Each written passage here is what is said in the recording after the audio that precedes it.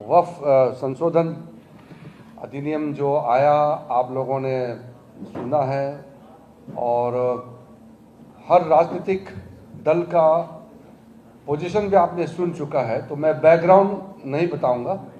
मैं सीधे पॉइंट्स पे आता हूं और आप लोगों को कुछ इशू पे मैं सीधा एड्रेस करना चाहता हूं। किसी भी देश के लिए सबसे महत्वपूर्ण देश का जमीन होता है और हमारा हिंदुस्तान दुनिया का सबसे ज्यादा जनसंख्या है, देश बड़ा है और इस देश में हर एक इंच जमीन अच्छी तरह से इस्तेमाल होना चाहिए। इसके लिए अच्छा कानून होना चाहिए, सिस्टम अच्छा होना चाहिए और हमारा देश का जमीन हमारा देश के गरीबों के लिए काम आना चाहिए। इसमें कोई विवाद नहीं होना है। दुनिया का सबसे ज्यादा वक्फ प्रॉपर्टी हिंदुस्तान में है। 9,70,000 से भी ज्यादा 9,72,000 से ज्यादा वक्फ संपत्ति हिंदुस्तान में है, लेकिन हिंदुस्तान के गरीब मुसलमानों के लिए कोई काम नहीं आ रहा है। काम नहीं आ रहा है वो एक बात है, लेकिन उसका दुरुपयोग, मिस यूज, वक्फ संपत्तियों को कब्जा करके जो लूटे जा रहा है, यह भी एक चिंता का विषय है। तो जब वक्फ बिल को संशोधन किया, मुख्य हमारा दो लक्ष्य हैं। गरीबों को, गरीब मुसलमानों को फायदा पहुंचाना, जिस लक्ष्य से वक्फ प्रॉपर्टी बनाया गया है उसका अंजाम दिलवाना और फिर उसको जो लूटा जा रहा है, मिसयूज किया जा रहा है, उसको भी रोक लगाना। ये दोनों हमारे लिए बहुत जरूरी है।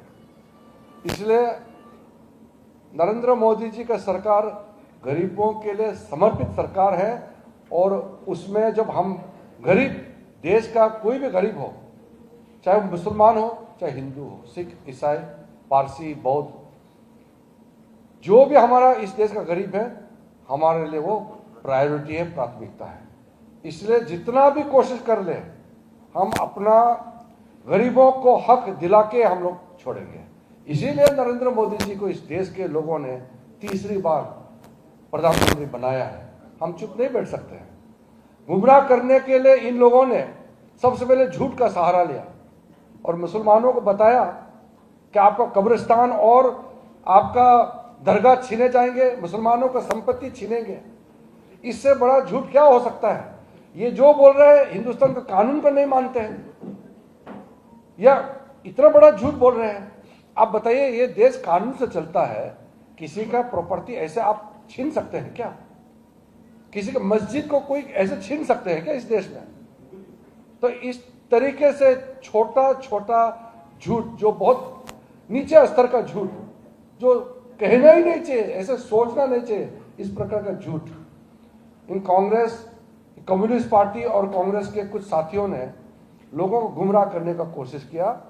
हम लोग ने क्लियरली कहा है कि वक्फ संशोधन अधिनियम ये न्याय देने के लिए है, गरीब मुसलमानों को इंसाफ देने के लिए है, छीनने के लिए नहीं है।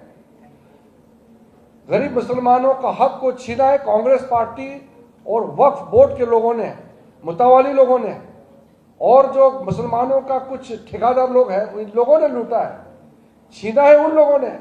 नरेंद्र मोदी का सरकार जो छीना गया वक्फ प्रॉपर्टी को फिर से गरीबों के लिए देने के लिए कानून बनाया, तो ये उल्टा कह रहे हैं। इसलिए हमने जो तब प्रावधान किया, इसमें ट्रांसपेरेंसी लाएंगे, वक्फ प्रॉपर्टी का मैनेजमेंट में अकाउंटेबिलिटी लाएंगे, हिसाब किताब पूरा पोर्टल, सेंट्रलाइज पोर्टल होगा, एक एक संपत्ति वक्फ का हिसाब किताब देना होगा, मैनेजमेंट प्रॉपर होना होगा और डॉक्यूमेंटेशन होना होगा।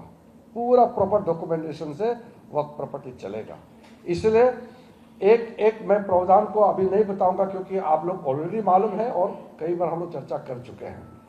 तो ये लोग अभी सड़क पर उतारने का नाटक कर रहे हैं। पश्चिम बंगाल में, मुर्शिदाबाद में जो हालत किया है, जो मुख्यमंत्री और जो जो कांग्रेस और उनके जो दल के साथी जो भी ये कहता है कि संसद का बनाया हुआ कानून को नहीं मानेंगे, तो वो देश का संविधान को ही नहीं मानते हैं।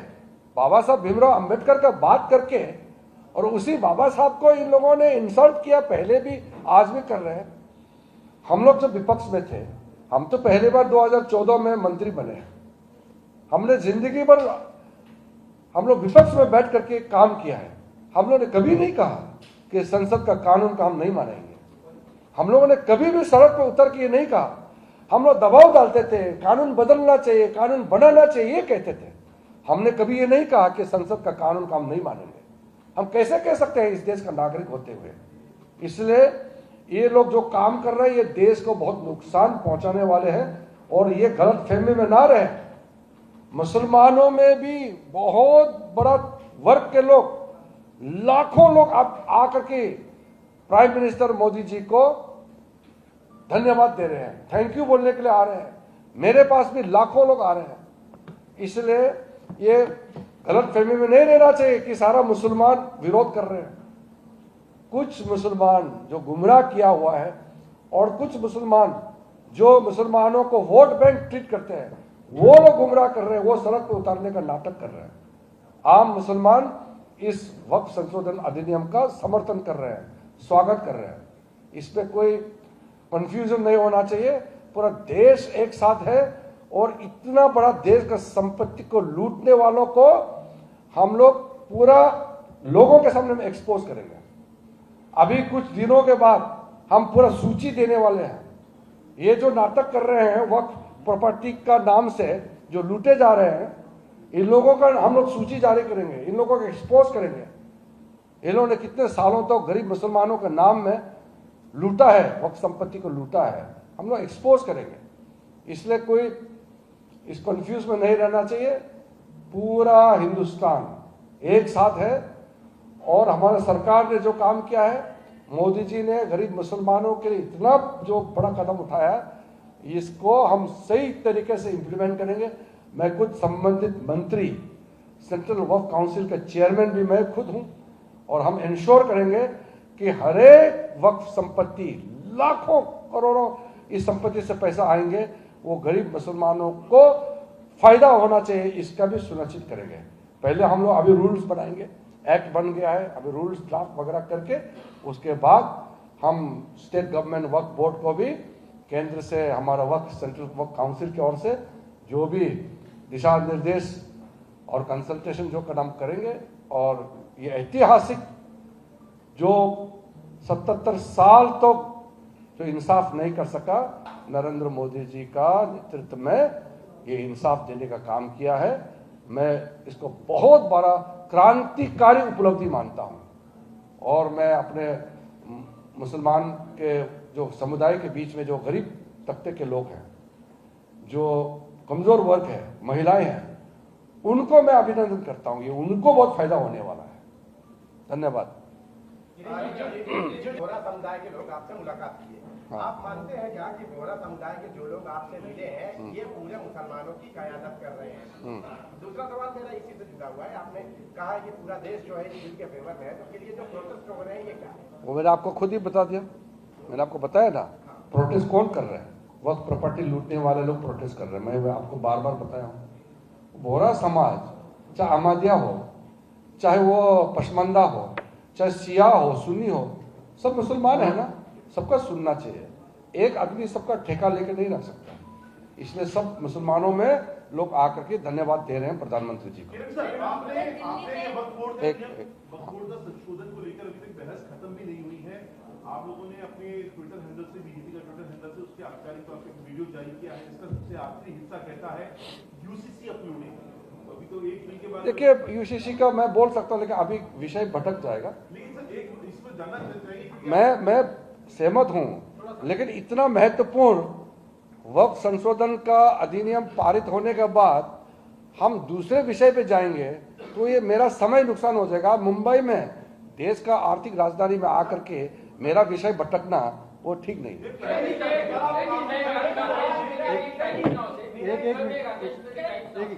राकेश, एक सवाल ये जानना चाहता हूँ, आपने कहा कि सभी कानून बन चुका है, रूल्स ड्राफ्ट किए जाएंगे, उसके बाद दिशा निर्देश जो है वो जारी की जाएंगे राज्यों को। सर इसी को थोड़ा सा एलोबरेट करके हम जानना चाहेंगे कि आगे जो है कैसे ये प्रोसेस आगे बढ़ेगा और राज्य सरकार को और केंद्र को क्या लिस्ट बना ली गई है ऐसे प्रॉपर्टीज की जो विवादों में जहाँ लूटा गया है, या आपको काम चालू है, कब तक ये पूरा हो जाएगा? ऐसा है, सबसे पहले तो इतना हिंदुस्तान का इतिहास में सबसे ज़्यादा डिस्कशन, सबसे लंबा डिबेट, सबसे व्यापक रूप से जेपीसी में, फिर पार्लियामेंट में पारित करके और अभी एक्ट बन गया।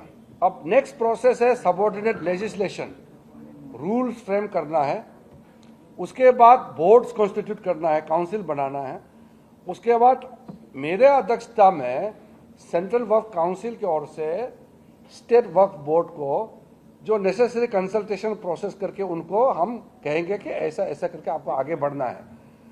नियम के मुताबिक 6 महीने के अंदर में जितना वक्फ संपत्ति है उसको सेंट्रलाइज पोर्टल में अपलोड करना है, रजिस्ट्रेशन का प्रोसेस है।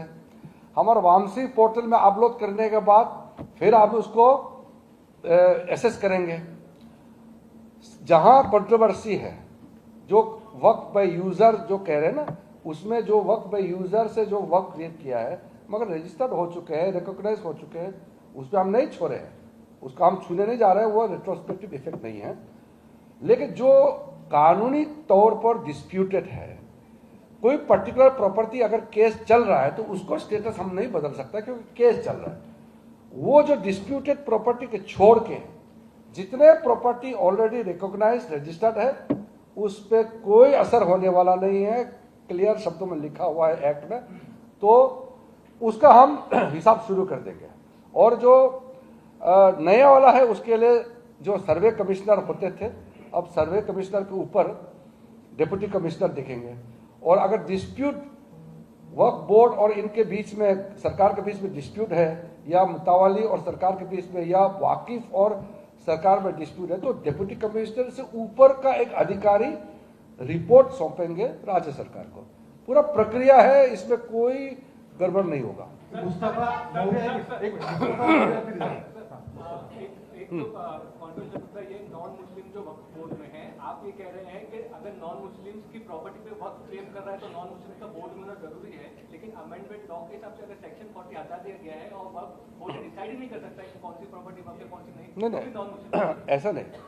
सेक्शन 40 में वक्फ बोर्ड किसी भी प्रॉपर्टी को यूनिलेटरल वक्फ डिक्लेयर करते थे। अब क्या हो गया कि वो चीज हमने हटा दिया, अब उसी चीज को वक्फ डिक्लेयर करेंगे जिसका सर्टिफिकेट है, जिसका डॉक्यूमेंट है, जिसका प्रमाण पत्र है, उसी को ही डिक्लेयर करेंगे। और दूसरी बात ये आप देखिए, गौर से सुनिए, ऐसे नहीं है कि हिंदू और एंडोमेंट बॉडी वगैरह में नॉन हिंदूज नहीं होते हैं, कई उदाहरण है। वो ये नॉन हिंदूज भी हिंदू बॉडी में होते हैं। तो प्रयागराज में कुंभ मेला होता था, कुंभ मेला तो रिलीजियस है ना, तो आजम खान कैसे प्रेसिडेंट बन गया, उसका कैसे चेयरमैन बना कुंभ मेला का, तो हम उस नज़र से नहीं देखते हैं। तो मेरा ये कहना है कि हम लोग किसी को अधिकार से वंचित नहीं करेंगे, ये गारंटेड है, और जिसको न्याय नहीं मिला उसको न्याय मिलेगा, ये भी गारंटी है। सिंपल। मंत्री जी, मेरा 2 सवाल है। इस समय दिल्ली के ताल कटोरा स्टेडियम में all India Muslim personal law board का प्रोटेस्ट चल रहा है। पहला बयान आया है all India Muslim personal law board की तरफ से कि हम बिल के खिलाफ यूपी में प्रोटेस्ट करेंगे, योगी आदित्यनाथ के साथ पंजा आजमाइश करेंगे, सीधे सीधे चैलेंज किया योगी आदित्यनाथ को। उस पर आपका क्या कहना है? एक दूसरा, पूर्व सांसद है मोहम्मद आबिद, उन्होंने कहा है कि मोदी जी कहते हैं कि मुस्लिम महिलाओं को हम उनका हक देंगे। अब क्या मोदी जी महिलाओं का बुर्का उठाकर चेक करेंगे कि वो प्रैक्टिसिंग मुस्लिम है या नहीं? दोनों सवाल पर इससे जुड़ा एक और चीज है, वहाँ पर एक और बयान दिया गया कि देश की दूसरी जंग की लड़ाई है और हम कुर्बान होने के लिए भी तैयार है, तो मरने मराने की क्या कहेंगे? योगी जी लोगों ने चुन करके मुख्यमंत्री बनाया, ये लोकतंत्र है। पंजा लड़ने का क्या बात करते हैं, वो कोई खेल थोड़ी है। जो लोकतांत्रिक तरीके से जो चुने हुए सरकार है वो उस हिसाब से काम करेंगे। यहाँ जबरदस्त जो खून खराबा बात करते हैं उनको नहीं मालूम कि हिंदुस्तान में जितना आपको जगह एक माइनॉरिटी कम्युनिटी को, हर एक कम्युनिटी को जितना जगह मिलता है, जितना आज़ादी मिलता है, किसी देश में नहीं मिलता है। मैं भी माइनॉरिटी हूं, मैं खुद एक माइनॉरिटी हूं और मैं कह सकता हूं हिंदुस्तान से ज्यादा आज़ादी कहां मिलेगा। अब पाकिस्तान में नॉन मुस्लिम्स का इतना आज़ादी है, बांग्लादेश में क्या हाल हुआ, वहां बांग्लादेश में जो माइनॉरिटीज है सब रिफ्यूजी होकर के भाग करके आ गए हमारे यहां में, और यहां किसी को रिफ्यूजी बना करके भगाया। जो कह रहे हैं कि हिंदुस्तान में इंसाफ नहीं मिलता है, वो आदमी या तो झूठ बोल रहा है, या संविधान को नहीं मानते हैं, या वो आदमी नकली होगा। ये मुझे प्रमाण देने का जरूरत नहीं है। इतना खूबसूरत संविधान, इतना अच्छा देश, और यहीं बैठ करके इसी देश को गाली देना, ये तो ठीक बात नहीं है।